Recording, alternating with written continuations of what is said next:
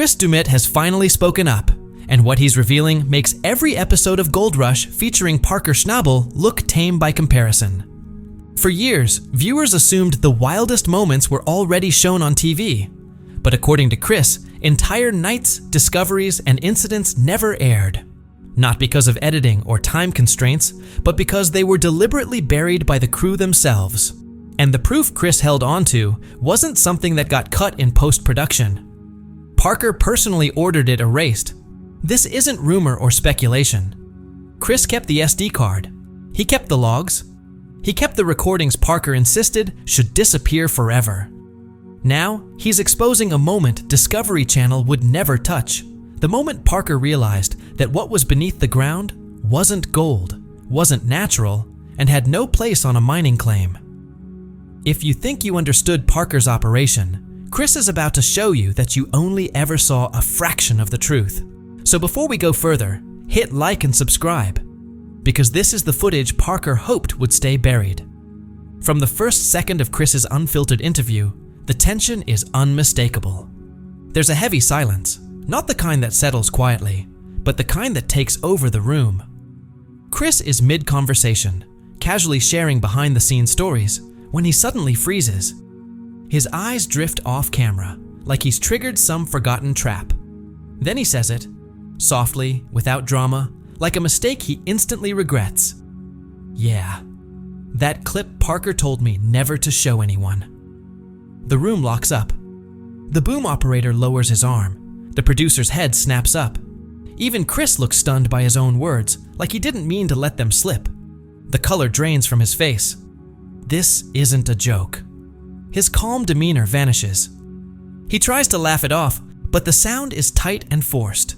His hand trembles, something no one has ever seen from him. The producer leans in. Chris, what footage?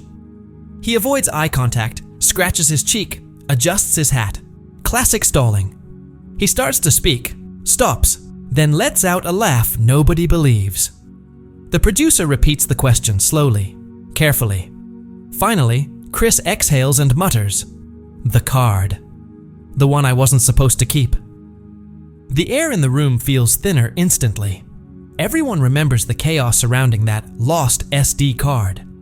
Chris explains that during the power line accident on the far bench, when the excavator ripped through the cables and the site erupted into panic, a field camera took a hard hit.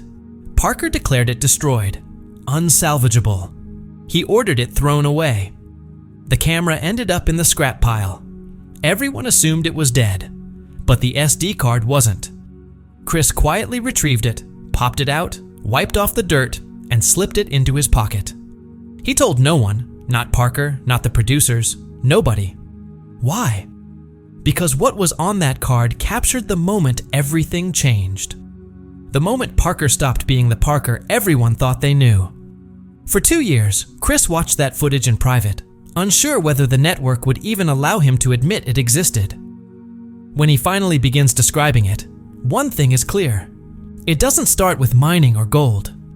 It starts with Parker alone after midnight, pacing near the tailings under a headlamp, muttering to himself. Chris's camera had been left on standby, recording in low light. That's when it captured something no one expected. Parker isn't talking to himself. He's arguing with someone just outside the frame. A voice responds. No one recognizes it. Not the crew, not locals. No one who should have been anywhere near the claim. Parker points and paces, snapping, "You weren't supposed to be here. We didn't agree to this. This isn't a normal on-site disagreement. It's personal. Sharp." Then Parker suddenly stops. He turns and looks straight into the lens, like he's just realized he's being recorded. He snaps off his headlamp. Darkness swallows everything except the faint glow of idle machinery. You hear him bark, "Shut it all down. Now." Moments later, the entire site goes dark. Every generator, every tower light, everything, except Chris's camera, still rolling unnoticed. The clip ends with Parker reaching toward the unidentified figure.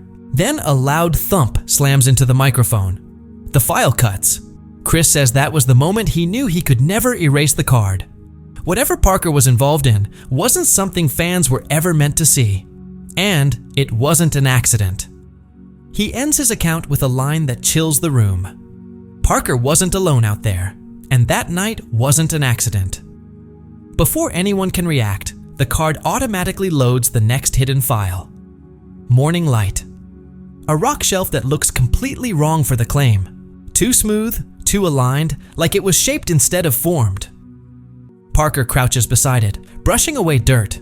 He's breathing hard, not from exhaustion, but fear. This area was never shown on television because Parker banned filming there. In the audio, he whispers, "This isn't on any map." Who covered this? That's not the voice of a TV miner. That's the voice of someone realizing the land itself is lying. He marks the rock with a strange geometric symbol, nothing he's ever used before. Chris says Parker returned alone at dawn with a detector. When he powered it on, the signal screamed, stronger than any nugget, stronger than any reading they'd ever recorded. Not gold, not natural, something else. But Parker didn't dig. He buried it. Quickly, frantically, whispering, "We're not showing this." Not excitement, terror. The next day, Parker called an emergency meeting. He brought documents no one recognized, not standard NDAs, but something far more severe. Legal language about restricted geospatial anomalies and unverified subsurface assets. Terms no miner had ever heard on a gold claim. The crew signed in uneasy silence. Jokes died instantly. From that moment on, nothing felt normal.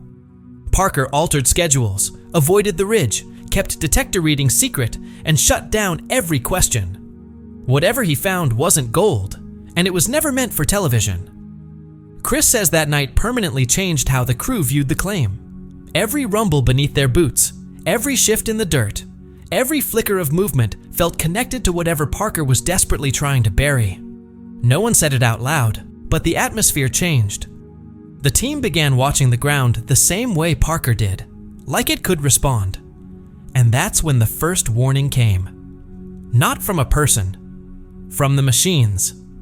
In the hidden footage, no exaggeration, no imagination, the dozer parked closest to the restricted formation begins malfunctioning. Systems glitch, controls fail. It looks like the machine is frying itself from the inside. And that's where Chris stops talking. The machine's lights begin to flicker, dimming before surging into a blinding brightness no power system on the site should ever be able to produce. The engine coughs, then suddenly revs on its own. No operator in the seat. At first, it looks like a routine electrical fault. Then the lights cut out completely, throwing the ridge into total darkness. Seconds later, they slam back on in a violent strobe that makes the entire area feel instantly hostile. The camera captures long shadows stretching across the rock shelf, shadows that don't belong to any crew member standing nearby. The lens zooms towards the left side of the Cat 315 just as hydraulic fluid bursts out in a violent spray. Operators rush over, assuming a pressure line has failed. That kind of issue is normal for heavy equipment, until they inspect the hose. It isn't worn. It isn't frayed. It isn't stressed. It's been sliced, clean, straight, intentional. Parker arrives within seconds, moving faster than anyone has ever seen him respond to a mechanical issue. One look at the cut and his face drains of color. This isn't surprise, it's recognition. He crouches, runs a finger along the razor-sharp edge of the slice, and in the raw audio, you can hear him whisper, "No, not again, not here." It sounds like he's reliving something he's never spoken about, and the damage isn't random. Only the machines closest to the forbidden formation were hit, and only in ways subtle enough to be written off as accidents if no one looked too closely. Later that night, Parker locks himself inside the Radio Shack for nearly an hour. When he finally comes out, every log from that night is gone. Every transmission, every emergency call, every private channel message. Not overwritten, erased. As if someone didn't want any record of communication coming from that ridge at all. Then the footage cuts to the moment Chris says he wishes he could erase from his own memory. A standby camera captures movement near the hole Parker had reburied days earlier. The image is blurry, fogged, distorted, but the silhouette is unmistakably wrong. Taller than anyone on Parker's crew, shoulders too broad, posture too controlled, and the boots, definitely not mining boots. They're sleek, tactical, reflective in a way no work gear is. The figure doesn't move like someone walking on loose ground. They move like someone who's been there before. Parker spots them first and charges toward the shape, shouting words too muffled to understand. The figure doesn't run, doesn't react. They just stand there until the camera loses focus and the entire encounter blurs. Then the audio cuts out completely. Chris is convinced Parker muted the microphone before anyone else could review the raw tape. The next clear frame shows Parker walking back alone, breathing hard, jaw clenched so tightly it looks painful. When the crew finally regroups, confused, shaken, Parker delivers a single sentence, cold and final. Nobody saw anything. Understand? It's not a warning, it's an order. Chris hesitates before revealing what he believes started all of this. The metal reading, the signal Parker tried to hide at every turn. He explains that the handheld detector Parker used wasn't reacting to gold. Gold doesn't produce perfect angles. It doesn't return uniform block readings. It doesn't behave like a single engineered mass. The signal Parker saw was too consistent, too dense, too precise. It was the kind of return you'd expect from a plate, a panel, a structure, something built, not formed. When Chris reviewed the scan footage, he didn't feel excitement. He felt confusion. Nothing in Yukon soil naturally creates that geometry or density at that depth. Parker, on the other hand, became consumed by it. Quietly, in secret, Chris discovered notebooks in Parker's bunk filled with sketches of the formation, diagrams of the signal, attempts to outline the object underground, and over again, the same strange geometric symbol Parker had carved into the rock shelf appeared on every page. Despite all of it, Parker never allowed the detector to be rechecked. He never brought in geologists. He never informed the producers. That alone was disturbing. Parker has never hidden gold. But what unsettled Chris most was how Parker acted once he decided the discovery was off limits. He didn't just avoid the ridge, he erased it. Scans were canceled. Memory cards were pulled from rover cameras. Drone footage showing the ridge from above was deleted. Editors were instructed to cut any shot where the ridge even appeared in the background. When Chris finally asked why, Parker looked exhausted, defeated. He said quietly, "Some things aren't meant to be dug up, and if we pretend they're not there, maybe they stay buried." Chris never believed the signal was nothing. The secrecy, the fear in Parker's voice, the urgency. Whatever was buried there terrified Parker in a way gold never could. After that, the claim didn't just feel tense, it felt watched. The SD card jumps forward again. This time, it captures something no one ever meant to record. Parker sits on the tailgate of his truck, shoulders slumped inward as if the ground beneath him has shifted. His hands are shaking, not from cold or exhaustion, but from a weight no miner ever talks about. The camera doesn't move. It simply records Parker in a state the audience has never seen. Afraid. He wipes his face, struggling to steady his breathing. In a broken whisper, he says, "If this gets out, they'll shut us down. They always do." Chris, filming from a distance, asks the only question that makes sense. Who's they? Parker doesn't answer. He doesn't even look up. He stares at the dirt like it might answer for him. The silence lasts longer than any explanation. When he finally speaks, his words fall heavy. "Don't film the ridge. Don't film that formation. Some things are better left buried." He repeats it, as if saying it twice might force the truth back underground. Years later, during a present-day interview, Chris finally brings out the SD card everyone believed was destroyed. He turns it over in his palm, like he's weighing every secret attached to it. When he plugs it in, the laptop fills with thumbnails no editor ever reviewed, misnamed clips, corrupted snapshots, raw files Parker must have missed. But one file stands out. No timestamp, a single chilling label embedded in the metadata. Do not watch, 4:13 a.m. The room goes silent.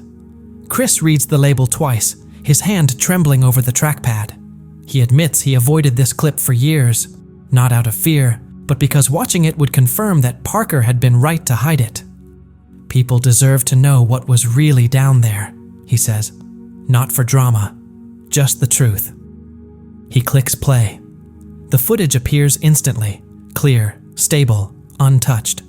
No glitches, no distortion. This is the moment Parker never wanted seen. The camera shows Parker on his knees at the forbidden formation, dirt packed around him. His gloves are off. His bare fingers scrape along the edge of something metallic buried deep in the ground.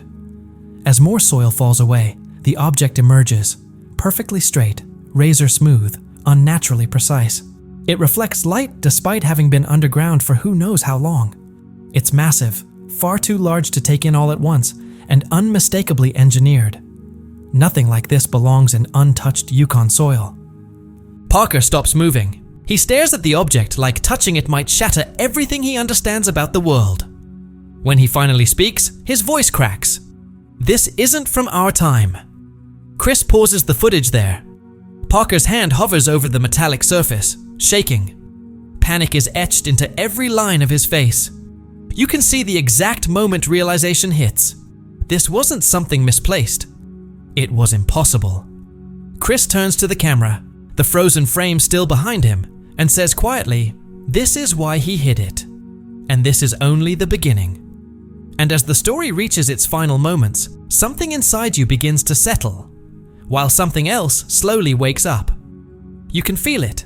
Subtle. Quiet.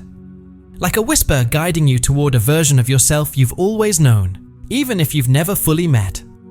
The road ahead may still feel uncertain, but the way you move forward won't be the same. You're stepping out of an old rhythm, leaving behind layers that once protected you, but no longer reflect who you're becoming. This shift isn't loud or dramatic.